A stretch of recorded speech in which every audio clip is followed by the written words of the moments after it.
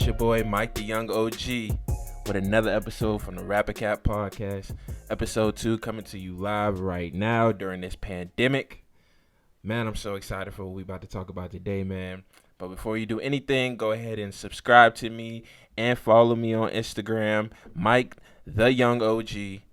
No little, what they call underscores, no spaces, no none of that, no dashes, and it's THE, not DA, because we don't do that. We are very literate around here. Black excellence, you already know the vibes.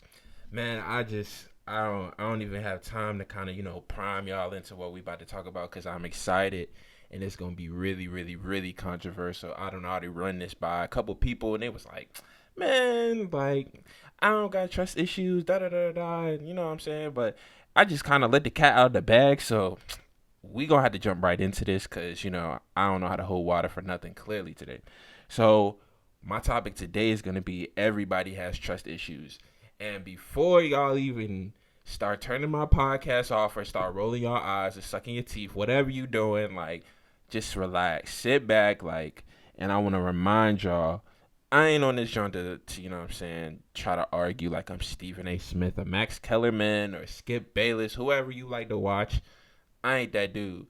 I'm going to just give you the real, what's real to me, what I've learned, what I've seen, what I've studied, and then I'm going to just talk to y'all about it, and then y'all can let me know if y'all feel it or not. Tell me if I'm rapping or I'm just capping. Like, you just got to let me know.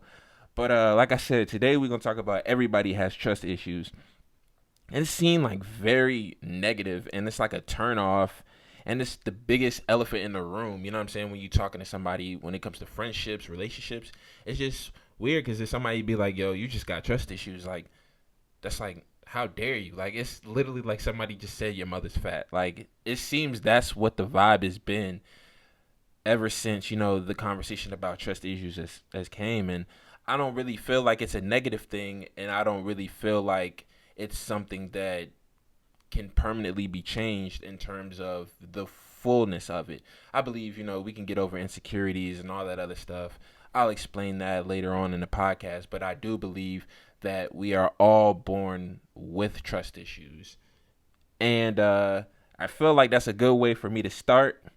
And, I'm going to get back to the insecurities part. We all have insecurities that we experience through everything that we've been through in our lives. So some things are just generational curses, so we inherit them. They're hereditary and they're in our blood, which is weird to say. Like, how can like negative things like traits and all that are not physical or blood types, like, how can that be hereditary? And it's all spiritual, and I'm gonna break that down for you today too.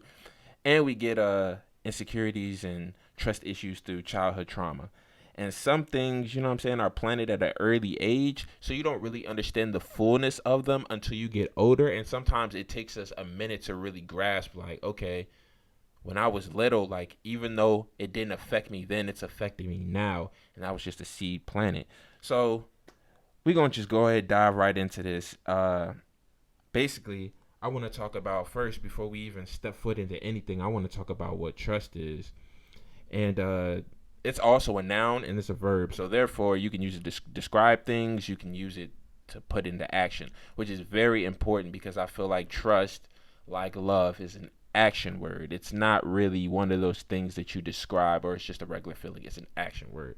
So trust is a firm belief in the reliability, truth, ability, or strength of someone or something. That's the noun definition. But this one is the verb definition. Believe in the reliability, truth, ability, or strength of. So, like I said, we all have insecurities.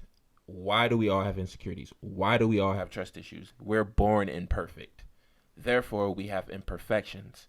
And since we have imperfections, we are going to notice them before we don't notice them, if that makes any sense. So whether or not when you were little and you're like, man, like, so-and-so got that quote-unquote good hair, and, my hair always frizz up when I go outside no matter what temperature it is, or my hair just don't cooperate, it's real naughty. Like, you might be insecure about your hair. You might be insecure about your tummy rolls. You might be insecure that you look like a Hot Pocket. And I'm not even frying nobody. I'm just saying we all have different things that we're insecure of. When I was little, I was insecure in my gap. And it was because nobody around me had a gap but my mom. It was literally a hereditary thing, and I couldn't fix it. So it was literally like, you know what I'm saying? That was the quickest way because I was always the youngest out of everybody. They used to try to crack on me and be like, oh, no, yeah, Gap, blah, blah, blah, blah. As I got older, you know what I'm saying? It's my trademark now. But when I was younger, I didn't really understand, as I wasn't supposed to anyway, but I didn't understand why that was affecting me so much.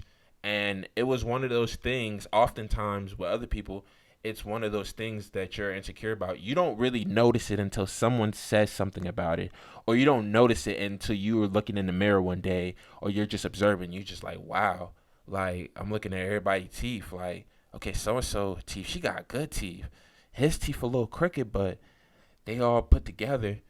Dang, I got a big space in between the front of my teeth. Like, that's crazy. Like, it's just one of those things, and you just become self conscious of it. But it's important for parents and for all of us to see imperfections about each other and to lift those things up, not to tear each other down.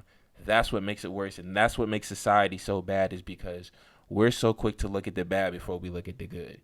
We're we're so guilty until proven innocent instead of innocent until proven guilty. I mean, that's the way that the justice system is supposedly supposed to work, innocent until proven guilty, but for the most part it's guilty until proven innocent. So our insecurities are just our awareness, observance, and overthinking of our flaws, traits, personalities, and characteristics. They're things we can't control, and they just affect what we think and what we say about ourselves.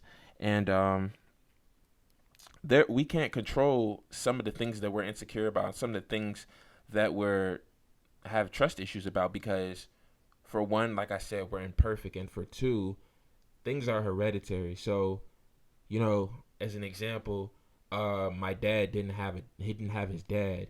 So for him, rejection was a big part of his life. So that was a big insecurity and like a trust issue. He would never really indulge fully with people, or it was hard for him to, because he was scared, or he feared rejection. He didn't want to face that side, the possibility that there might be rejection somewhere. So now I just want to give y'all like a couple examples of what I'm talking about. So lying is an example of a trust issue or an insecurity, and it's because you don't trust that anyone will believe you, or that someone will believe you. Why else would you lie? Because if you're lying, it's because you're trying to cover up something, or you don't want them to know the truth, or you don't want them to fully know anything. Like, it's a perfect example of having a trust issue or an insecurity. You're lying for a reason, and that can stem from hereditary things, that can stem from past experiences where you don't even realize, like, my parents told me, hey, like, you can tell the truth no matter what, and we won't judge you, we won't do this, we won't do that. But the moment you do that, they lash out, they lay you out, they beat you, all that. And you feel condemned. You feel like, hey, like I did what I was supposed to do. And you're not really getting that recognition that you should for at least being honest. And so lying stems from insecurities, imperfections, and from us being an imperfect creature in general. God made us perfect. Then Adam fell. Then we became imperfect when sin entered into the world. I don't know what religion y'all in. I don't know what y'all believe. That's what's real to me. That's what's true to me. So we gonna keep rolling, like I said. Not opening up, expressing yourself is also a trust issue.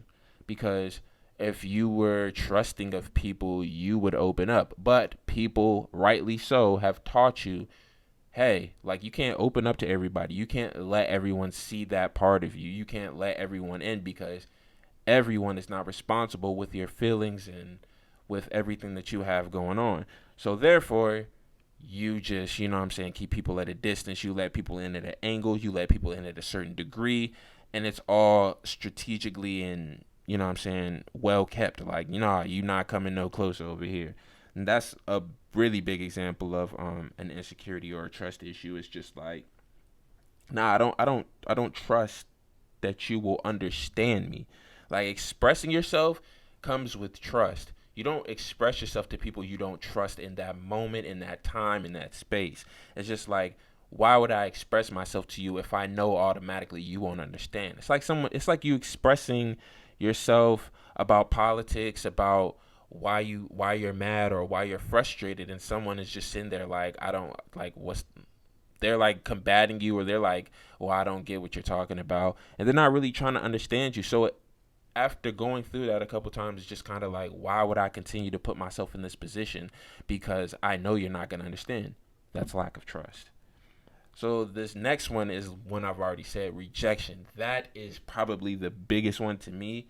You don't trust anyone will accept you, or you don't trust that someone will accept you. That's a trust thing.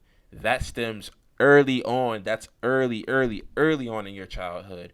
Rejection comes early. Whenever people have rejection issues, that's from being a child. And it could be something simple like, I'm not sitting here saying they're big examples. It could just be simply like, I didn't get enough attention when I was little and I had brothers and sisters, and I felt like because they were more needy, they got more attention. And whenever it came to something where I needed, but they didn't really realize it because I'm stronger than whatever, or that I can take things a little bit more, my threshold is a little bit bigger. I didn't get that attention, and I felt rejected. I felt like they just brushed over me. That's an example of trust issues, rejection, whatever.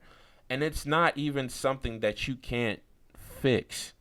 You can fix that, but there will always be that part of you that gets uncomfortable when it feels like you're about to be rejected, or when there's a possibility of being rejected.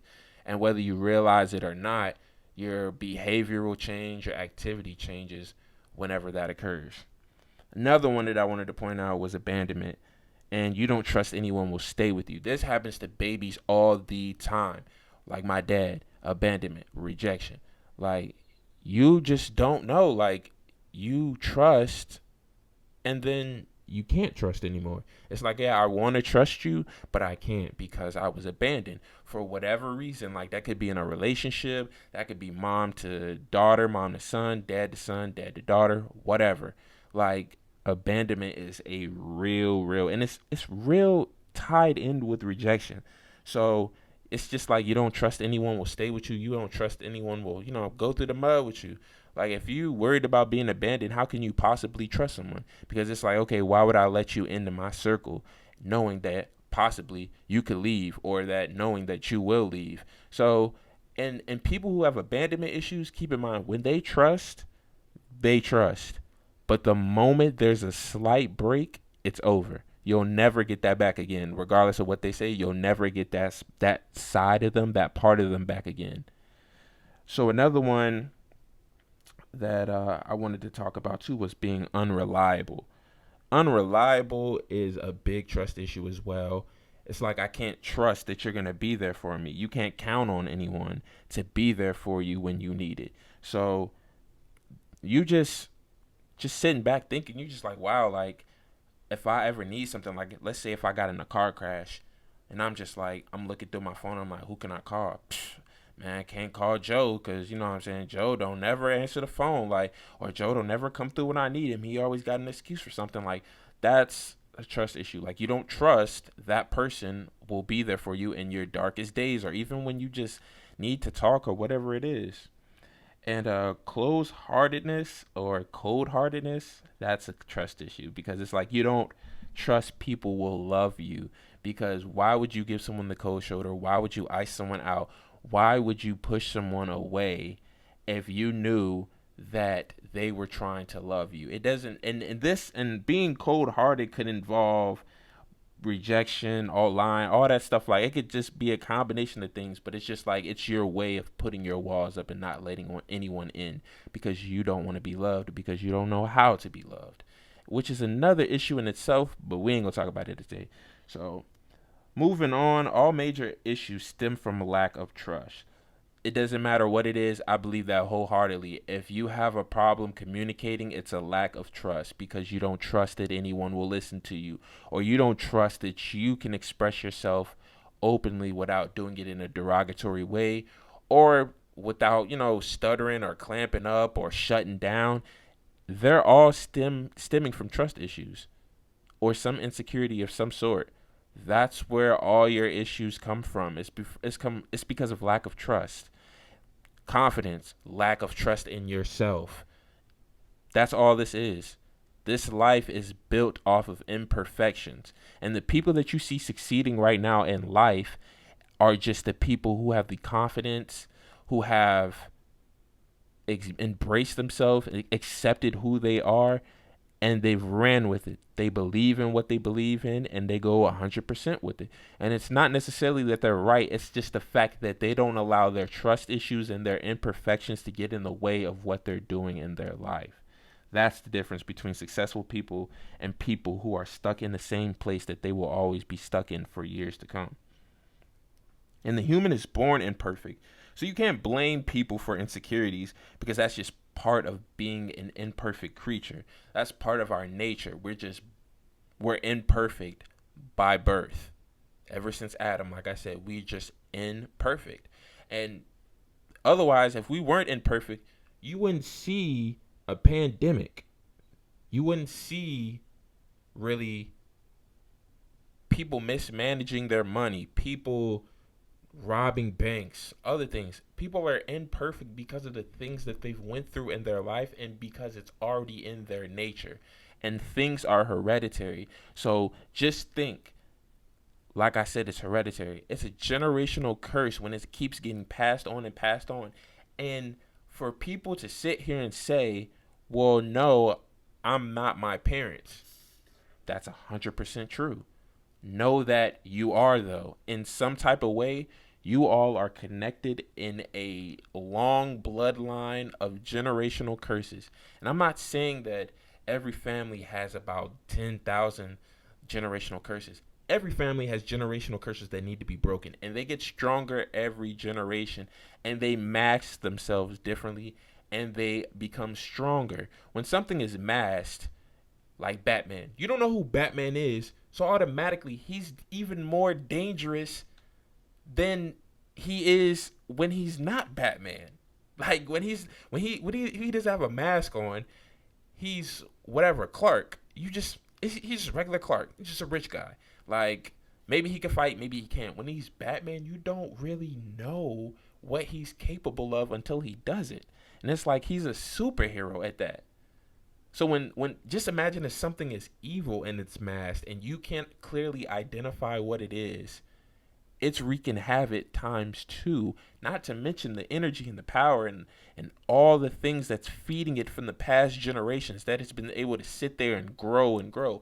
And sometimes it will mask itself so long and then show up at the worst possible time in your life or the greatest possible time in your life. And that will just be the evolution of what's gone on in your family for years and generations and generations. That's why it's so important to break generational curses. I don't want to get into that though. So let me give you the definition of being insecure because I've been saying insecure a lot and I don't really give y'all the definition of that. So it's not firmly fixed or liable to give way or break. And then another definition says not confident or assured, uncertain or anxious. So trust is the hardest thing to build, but it's the easiest thing to break. I'm going to say that again. Trust is the hardest thing to build, but the easiest thing to break. It's like building a glass building. It's so hard if you were doing all glass for you to pick up large pieces of glass, have the equipment, have the men to place them into the frames. But let's say I threw a rock through the window. It's broken that easily. Let's say I run into the window real hard and it cracks. It's broken that easily. And people think trust is okay, as soon as you backstab me or as soon as you do something to betray that trust and you might not even know it or that you did it intentionally or whatever, there's not an immediate just shatter. There's been a break. Glass doesn't just shatter unless there's something big and traumatic and like a forceful thing that comes to do that. Most of the time, glass breaks piece by piece. So there's a crack here, there's a crack there, there's a crack there. Then boom, something happens and it hits it and it's all done. And you're like, wow, this is my first time, but it's not. You've done things that have made them uncomfortable before, and they just probably didn't notice it or they haven't said it. So don't just think trust just goes away after a one-time offense. Normally, it does not. There are some cases where people's trust are so fragile because of abandonment, rejection, whatever that they're going through, that it breaks off of that one time. But 90% of the time, trust is gradual. It builds up over time. And so the more trauma that you have in your life, the less trust that you'll have. And a lot of people will be like, well, that's not fair, but it's true. Just sit back and look back. I know you know a friend that, and I'm not trying to make light of this or nothing, but you know a friend that might have been raped when she was little. You know a dude that might have been molested when he was little. You know that your homeboy, his parents lie to him all the time, or they don't keep their word, I should say. If they say they're going to do something, hey, if you get all A's, I'll go out and get you that PS5. How about that? He gets all A's. I didn't say that. Or you can just get something else because that's too expensive and I'm not paying for that. That's trust issues.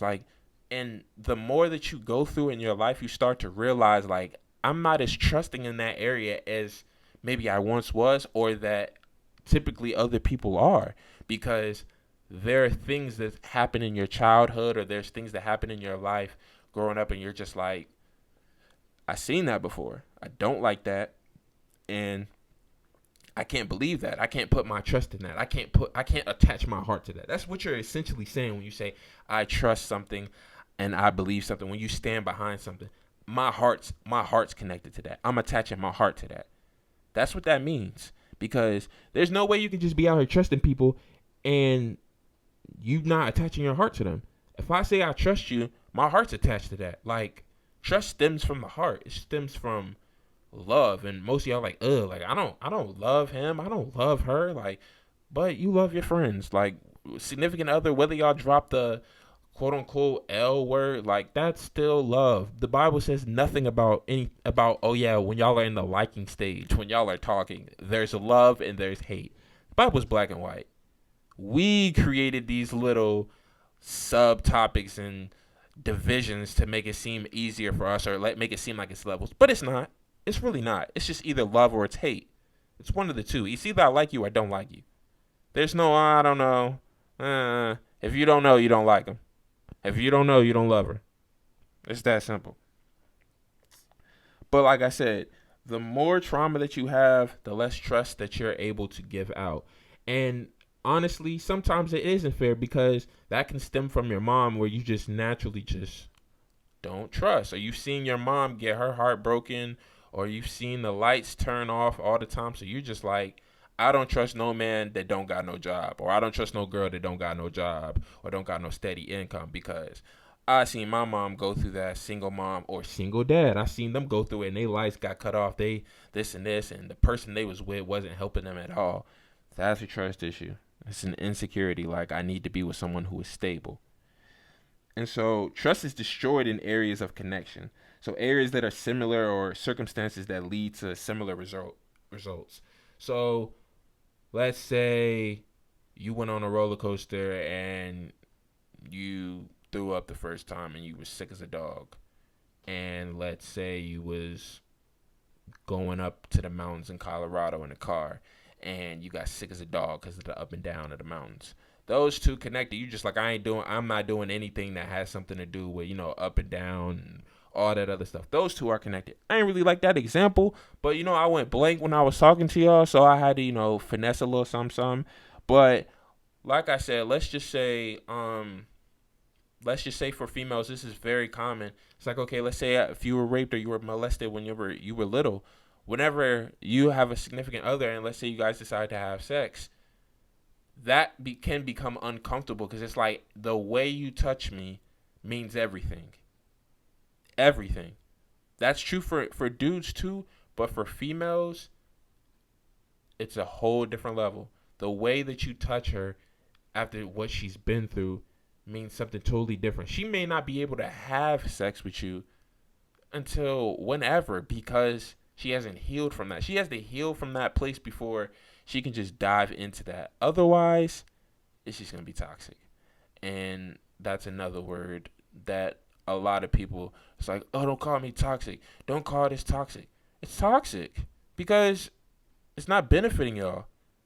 It's making everything worse. It's affecting other areas in the relationship, in the friendship, and whatever that you have with somebody when certain parts of the dynamic is toxic. And so those are two things that are gonna always be connected: sex and rape and molestation, because essentially they're all the same thing. One is without consent and one is with consent, and people can't fully, even though they want to, and even though they know deep down, hey, I know he won't try to, like, make me feel uncomfortable. Sometimes people haven't fully healed from that, or sometimes it's just uncomfortable in general because you're like, I can't trust you with my body yet. Like, I just can't trust you. I'm not there yet.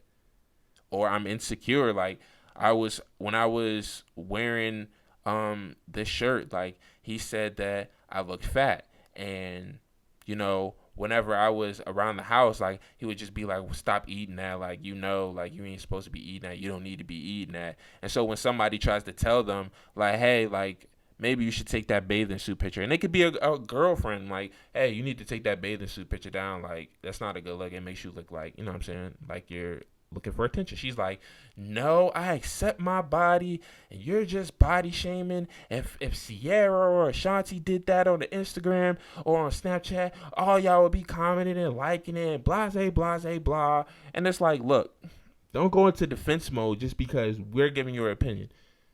You can take that and be like, okay, cool. Like, I don't feel like I'm seeking attention, but whatever. Could be true, could not be true, whatever. That's your opinion.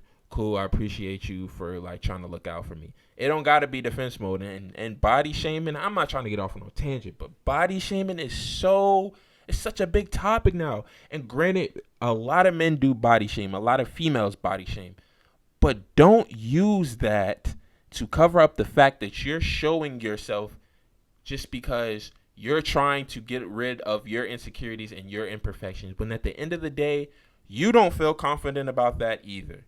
You don't feel confident about posting yourself. You don't feel confident about showing yourself off. It is a scheme, and it is a mind game to try to make you think otherwise of yourselves. And posting your body and doing all that is not going to make it feel better. At the end of the day, at some point, you're still going to feel like your body or whatever it is not good enough.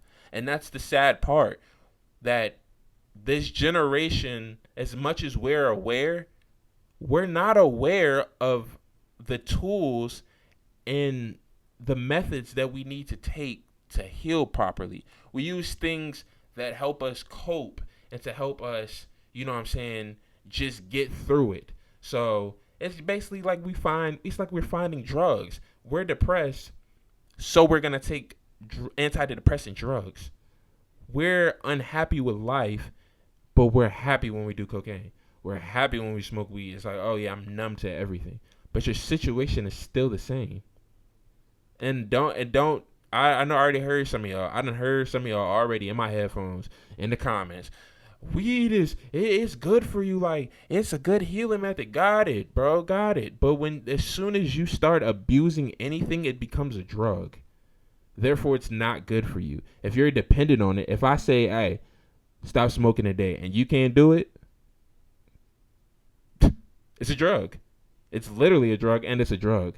Like, if I say, hey, stop biting your nails, you're addicted to biting your nails. If you can't stop whenever it's time to stop, or if you couldn't let it go today and it just be like, I know it's going to be hard, like Coca-Colas. My mom loves Coca-Colas. She hasn't had a real Coke, in almost 2 years, and because she's trying to get her body right. But at one point, it was just kind of like, when I was little, I'm like, hey, my mom always got a Coke like every other day. I'm like, she's definitely like, she hooked on them joints. But that was just her little thing. Like, it wasn't even something like I need a Coke to relax. Like, it was just one of the things. I like Cokes. But if you can't put it down, it becomes a drug. And if it becomes a drug, it becomes an idol. And you cannot have idols in your life. Whether you believe in God or not, it is not a good idea to idolize things and to put things above everything else. Because whatever you idolize, that's what you're going to chase and that's what you're going to try to be like. There is no, oh, okay, well, I like Kobe or whatever, I'm idolizing Kobe, but I'm not going to try to do the things that he does. No, bro. Kobe idolized Mike. You can't say there's another player ever to play the game or that has played the game that will ever be as close to Michael Jordan as Kobe. He walked like him. He talked like him. He shot like him. All the fundamentals that he learned were because of Mike. Like, stop it. That's what happens when you begin to make things idle in your life. Like, when things become idolized in your life, they become figures of God, whether you believe it or not. They become gods in your life, and they control you, and they manipulate you, and they dictate what you're going to do and how you're going to make decisions and how you think. That's the same thing with people who are big on astrology. Everything is, oh, what sign are you? Oh, no, you a Taurus? Woo. Nah, I heard about y'all. You a Leo, a Aries, a Capricorn? Nah, my ex-boyfriend was a Capricorn. My ex-girlfriend was a Gemini. Y'all are evil. Like, no, bro, no. It's become an idol because you're making decisions based off of astrology, which isn't 100% true, by the way, just to let y'all know. Anyways, back on topic. So some examples of trust, like I said, sex is an example of trust. I trust you with my body. I trust that you won't betray my body. I trust that, we gotta have kids together. Like, you having sex is a risk of you having a baby, like impregnating the girl. That's a risk. That comes with trust. People just not out here having sex for no reason. And if they are, to prostitution. Like, that's what that is. That's exactly what it is. And even them, they not just having sex for free. They having sex for favors. They having sex for money. They having sex for drugs. Anyways, I don't want to talk about that really in depth. Marriage, relationships, those are all stemmed off of trust. You cannot. Why do you call your best friend your best friend? And I just got excited because it's all coming to fruition for me. Like, me sitting here, like, I took some notes and I was thinking about this like late night one time in the bed, and I got up and I started writing. I'm thinking. I'm just like, now thinking about, I'm like, you can't have any type of bond, any type of relationship with anybody without trust. Marriage is the biggest display of trust, because assuming you guys are doing your due diligence, and when you're dating someone, you know most, if not all, their imperfections, their insecurities going into that, and you trust that is the person for you, that you trust that is your soulmate. And I keep getting off on tangents, but I just want to let y'all know marriage is still real in today. It still means something today in society. Don't let these rappers, these actors, these baby mamas, these baby daddies fool y'all. Marriage is still one of those. It's special. It's still special. Don't look at it like, just because your parents didn't work out or just because you didn't grow up with married parents, don't let that fool you. Marriage is still the most special thing on this earth. That you can look into somebody else's eyes and see all their imperfections and know all the pain that they've caused you and know all the joy that they've caused you, and still be able to know they're going to hurt me, whether they want to or not, or whether it's incidental or intentional. They're going to hurt me, but I still would rather not do life with anybody else. That is the most powerful thing in this world, to know that. And that's exactly how God feels about us. No matter, I know what you're going to do in the next moment. I know what you're going to do tomorrow. I know what you're going to do 50 years from now. I know that you're probably going to cheat on that test, but I still love you, and I'm not going to break you out. Like, I'm not going to let the teacher know. I'm not going to tell the teacher to lift her eyes up and see you looking on Susan's paper. Or I'm not going to see her and tell and alert her and be like, look, he's on his phone. He's on his phone. That's the ultimate love. That's agape love, unconditional love. That's marriage, or that's what marriage is supposed to be. So don't be fooled by people who get married just because it sounds good or that's the ultimate relationship goal. It's still special, and see it for what it is. It's a soul tie, it's a covenant, it's a bond that is supposed to be unbreakable. Till death do us part. And people make mistakes. Like I said, we're imperfect. Like some people, they marry the wrong person or they marry somebody and then something traumatic happens or their trauma comes. They don't know how to deal with it. It ends up in abuse of some sort or anything. And it just doesn't work out and it's time for you to leave in that situation. I'm not condemning those type of people. I'm just saying, don't look at everyone else's circumstances and base it off of, marriage necessarily. Like, it's impossible for men to be with one girl, or it's impossible for a girl to just be with one dude. It's not impossible. My parents been married for almost 30 years. They've been together for like 36. So, it can happen. There's bumps. It's been a lot of blood, sweat, and tears with them. And I know I got friends whose parents been together like 20 years, 30 years. Doesn't matter what other people go through because that's not your situation, and that doesn't have to be you. Like my dad always says, it's free education.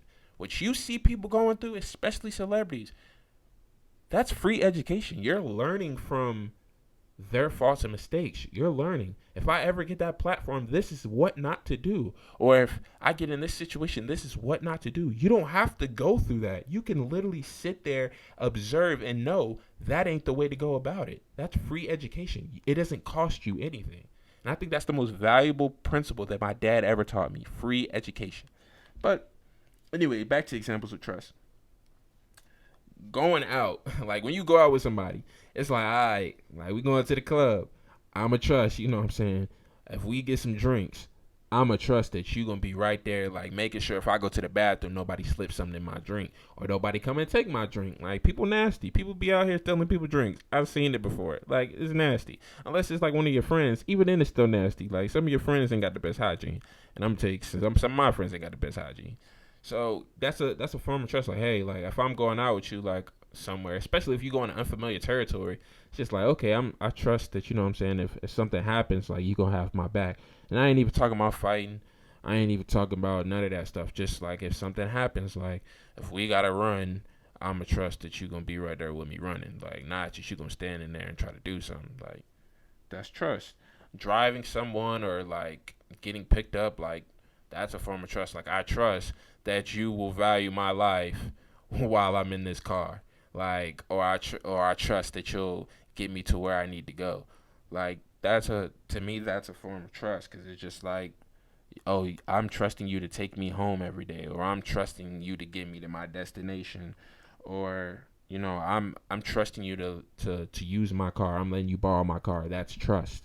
So those are just a couple examples of trust. I didn't really want to go full fledged with those because it's just like, okay, like it's what's real to you, whatever's real to you, whatever helps you build trust. Those are all different for all of us. So I'm not gonna sit here and just try to dictate what are the builders of trust. They were just things that I was thinking off the top of my head that I could, easily explain that are builders of trust.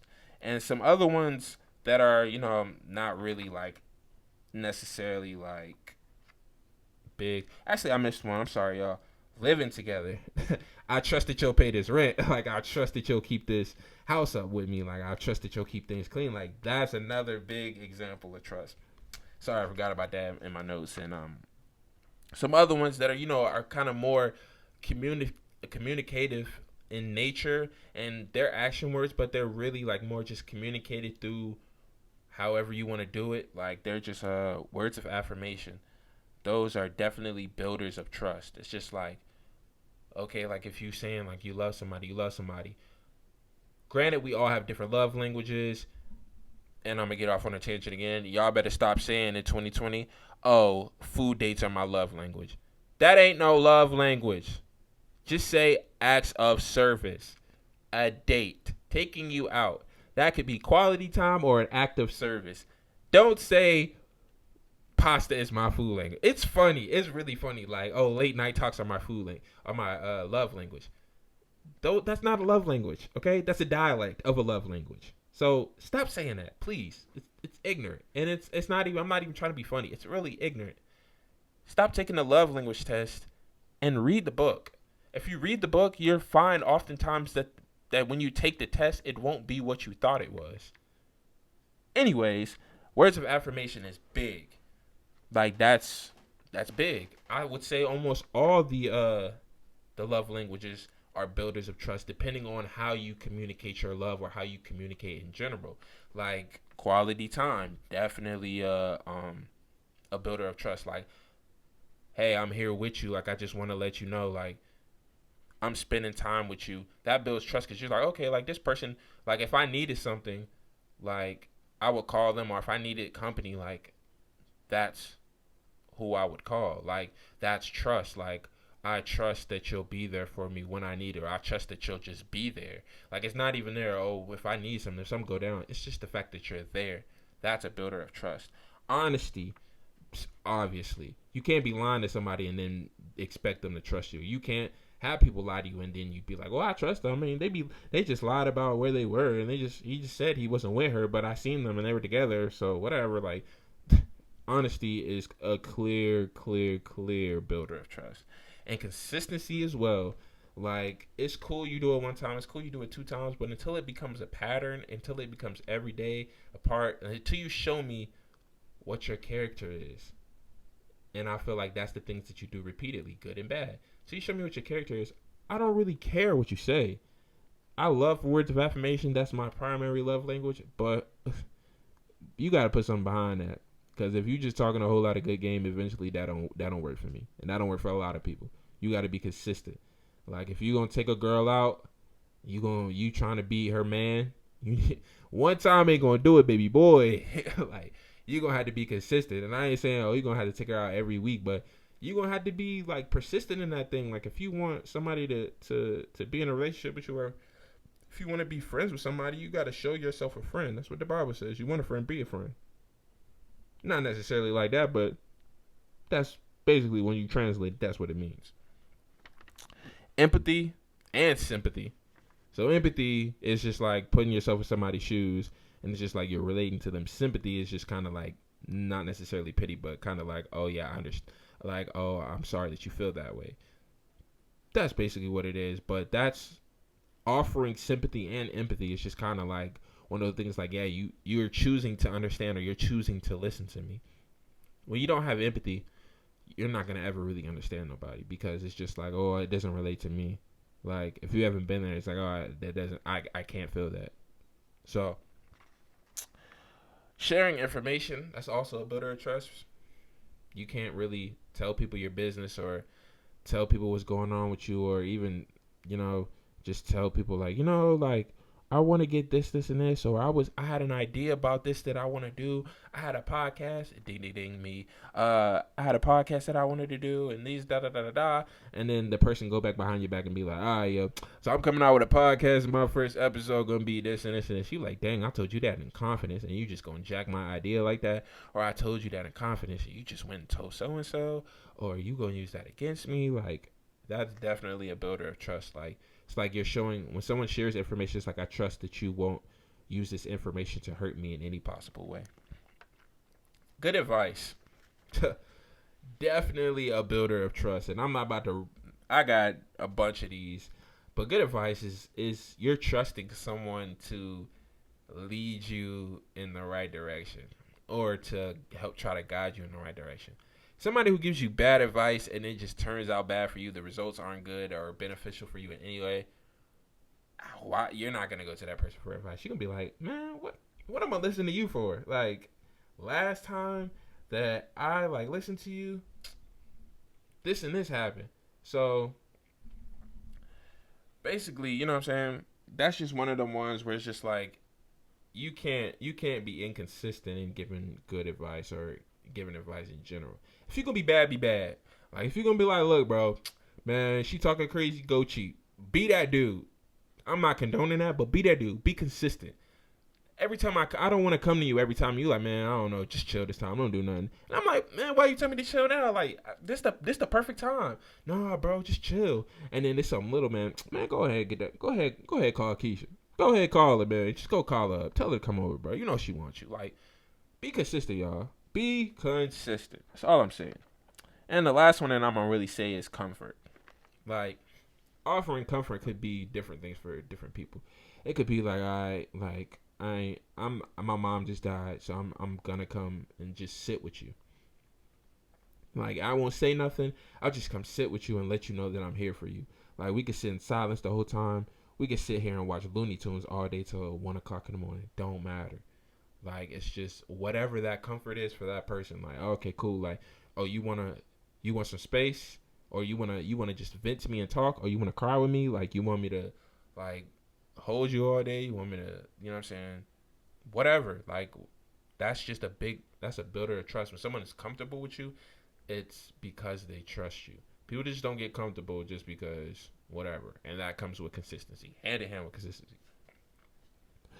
Before I go, because I know I've been a little long-winded this time, but I had to get this out of my system, y'all. I'm sorry, but before I had to go, um, destroyers of trust. Definitely want to hit that before I leave. And the destroyers of trust are inconsistency, lack of effort. That's the one. Lack of effort.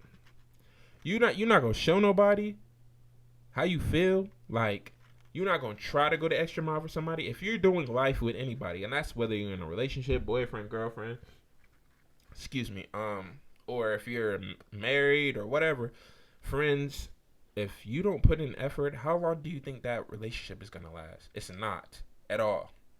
So you have to put in effort. Show somebody you care, whether it's, oh, I brought you flowers today. Oh, bro, I seen you miss them shoes. My plug, he knows somebody that knows somebody that could get them to you for like a little bit higher price, but it'll be straight. Oh yeah, bro, like, I know we weren't able to link this time, but I'm in the city this day. Like, we could try then. I'm gonna be free. I ain't got no obligations. Blase, blase, blah. Y'all get the vibes. Dishonesty, obvious, goes without saying. No availability. That's the one. When you don't have availability, it just shows to me like you don't really feel like you have to put in effort, for one, and for two, it's just like, what's the point of you being here? Like, if you're not available, that means I can't count on you. That means you're not being consistent. Like, why are we doing life together if you're not available for this relationship to work? Whether that's a friendship, marriage, or whatever. No availability is no accountability, no responsibility, no trust. Like, I'm not trusting anybody who's never available for me. And that's why girls are always so big on, you didn't answer my call, or sorry, I was wiping my mouth, y'all. Y'all, you didn't answer my call, or you you weren't there for me when I needed you. When I asked you to come over, you said you was out with your boys. Like, girls are really big on that. Like, you're not available when I need you. Like, and it could be in some small, like, there was a bug in my closet, and you was out with your boys, and I had called you and asked you to stop by on your way home, knowing you gotta pass my house anyway, and you didn't answer the phone. Like, stuff like that. Like, girls be taking that junk serious. Like, okay, whatever, it was a bug, but they take it seriously. Like, so you gotta always, and I'm just using that example, but you gotta always be available for the people that you're doing life with. You can't just isolate yourself and just be like, okay, cool, like, I'm gonna just do me and I'll be available when I want to be available. That's not how it works. Lack of compromise. Oh my God, I'm so big on this one, because the Bible says, and I don't care if y'all don't believe in the Bible. I'm telling y'all, I'm rapping how I'm rapping. This is what I believe. So if you ain't with it, okay, cool. You ain't gotta apply this to your life, but I'm gonna apply it to mine. But the Bible says, "Come, let's reason together." Reasoning, what do you think reasoning really is? Like, nothing ever works if you don't compromise. You can reason with someone. You don't compromise your core values, but you have to compromise. Everything that you want, or everything that you've created in your mind, is not totally idealistic for the world, for a person, for whatever. They grew up differently. They have things that they're working through. They might be there one day, or it might not ever happen. But you have to accept where people are in life. And that means you either stay with them, or you just be like, okay, this is where the road ends. And it's a mutual respect whenever the road ends. It's not one of those things like, okay, I can't bang with this person because this and this and this. Nah, like, come, let's reason together. That means let's talk it out. Like, tell me how you feel. You tell me how you feel. so this is what I will do, and this is what I'm not willing to do. And that's compromise. That's reasoning. That's bargaining. Like when you go into a dealership and they give you a price, like most of the time you don't just sit there and be like, all right, cool, $50,000 for this thing. All right, cool. Like you like, all right, well my credit score is this. This is what I make every month. Look at this, look at that, look at that. My interest rate, blah, blah, blah. And they're like, okay, cool. Like you know what I'm saying? You can strike deals or whatever. And it's not. And I don't want people to listen and be like bargain, compromise. They're not derogatory. You're not compromising on something that you know what I'm saying, like your belief. If you're like, I'm not compromising on the fact that I'm dating somebody who believes in God, or I'm not compromising on someone who's like who I believe is supposed to be a Mormon or whatever. Like if everybody has their deal breakers and core values are deal breakers for everyone. So I'm not saying compromise that, but when you're compromising, really you're not really compromising. You're just choosing to love. Like I love you enough to do this. Like if she says, "Well, I need you to spend less time on a PlayStation or the Xbox," and maybe for like 2 hours out the day we sit there and we watch a movie, or you cuddle me for 2 hours, whatever. Dude be like, "Man, I ain't trying to cuddle," like blah blah blah blah blah. Like, bro, you cut 2 hours out your day, and we in a pandemic. A lot of people still ain't back in work, or we was in the full pandemic. It was a stay at home order, and you was on the game 12 hours a day. And she asking for 2 hours out of 24 to just lay around and cuddle. And bro, most of the time with people, not even with just females, but with people, when you give them exactly what they want, they don't even know what to do with it. Like, or they just be like, oh dang, like, dang, we've been cuddling along. All right, I'm good. Like, I don't need the full 2 hours. It's just the fact that you're willing to do it. So you can do that. You can do willingness too as whatever, a builder of trust, and empty false promises. Like I said earlier, like don't be giving people your word and you're not gonna back it up consistently. It's okay if like you have to reschedule and be like, look, I said we could chill, but I just need to reschedule. I got a lot of stuff going on. I had to work late, whatever. But don't just be like, oh, I promise, like I'm gonna be there. Like at your fashion show, I'm gonna be there. Oh, at your basketball game, I'm gonna be there. Then you don't show up. Like, or you just don't make promises. Don't bond yourself and your word to things that you're not able to 100% commit to. Just be honest. Be like, yo, I'm gonna try, but I really don't know. Like, I just don't know. I might not feel like coming. And people will be like, dang, like you just don't want to come to my fashion show. You don't want to see me hoop.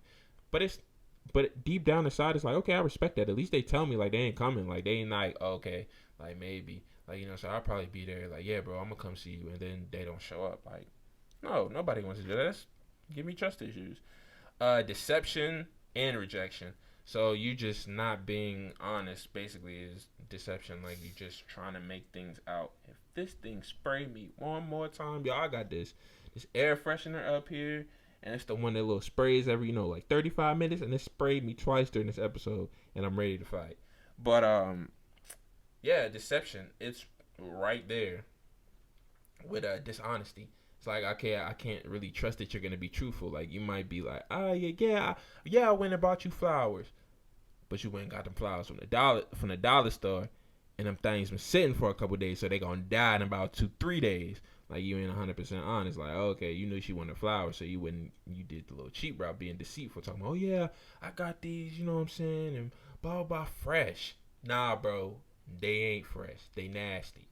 So, and rejection definitely is a destroyer of trust. Like, you can't just be out here rejecting people. Like, if someone is coming to you for something and you're not able to give them that, try. That's all I can say is try. And then explain to them, like, look, I'm not fully equipped to deal with what you're talking about or what you're asking for, but I'm going to try. Like, that's just being honest. And I don't feel like that's rejection. Like, if your spouse... Even if you don't like, I don't like holding hands. Like, call me weird, whatever. Like, I don't like holding hands. I don't like PDA for real. But, you know what I'm saying? If my girl, like, whatever, like, if I had a girlfriend and she was like, hey, like, yo, like, give me a kiss. Like, or she just came and she held my hand while we're in public, I'm not going to snatch away from her. Like, man, get off me. Like, that's rejection. Like, if my significant other knew, you know what I'm saying? Hey, bro, like, I know you don't like to hold hands, but she just grabbed it anyway. I'm gonna assume that's because she needs it or because that's what makes her feel safe. And that's a lot of things that people don't realize. You have to compromise with certain things. Like, of course, you don't want to be uncomfortable, and if the girl doesn't, or the dude, whatever, girl, dude, doesn't understand, like, hey, like, that makes me uncomfortable. I just don't like that. Then, and they do it all the time anyway, then they don't really respect you. And that's a whole different conversation. But for the most part, you should be able to, to eat some things, you know what I'm saying? And I mean that as in, like, you should be able to, like, swallow your pride in areas and to just compromise and be like, okay, cool. Like, she want me to hold her hand while we laying in the bed for like 5 minutes, whatever. Like, it's just 5 minutes. It's not like she asked you to go down the yellow brick road and skip and walk and hold her hand and be smiling and stuff like that. Like, just small things. And the last thing I said just is isolating yourself. It's just one of those things, like I said before, not being available. You just ducked off from everything. It's like, okay, like, why would I trust you when you just be in your own little thing? I don't know what your intentions are. Blase, blase, blah. So, I'm gonna wrap this thing up because for one, my mouth dry, cotton mouth. I need some Gatorade. And for two, like, that was the end of everything that I wanted to talk about. So, I hope y'all like this. Y'all let me know how y'all feel. Give me some likes. Everything. Drop comments. If y'all want to hear something like that I haven't talked about yet, or y'all want to go more in depth in certain topics, hear my views on certain things, bro, just let me know. Like, you could DM me. If y'all got my number, you could text me. Y'all can leave comments. Like, I'm gonna be reading all of them. So you just let me know whatever it is that y'all want to dive in and talk to. And yes, the pandemic has died down, so I'm definitely gonna be doing talks with some of my friends, some people that, that may have like an issue with something I said, like, eventually, of course. But I definitely want to do like get some people on here and like just have a full on discussion about certain things and pick their brains and let them pick my brain, and then we just talk it out or whatever. So like I said, bro, I ain't Max Kellerman. I ain't Skip Bayless. I'm Mike the Young OG. Don't be in my comments going crazy if you disagree. Just let me know if I'm rapping and capping. Follow me, subscribe, Mike the Young OG. That's THE, not DA. I ain't that illiterate and I ain't ghetto. So, you know what I'm saying? Follow the boy. Let me know. I'm out here.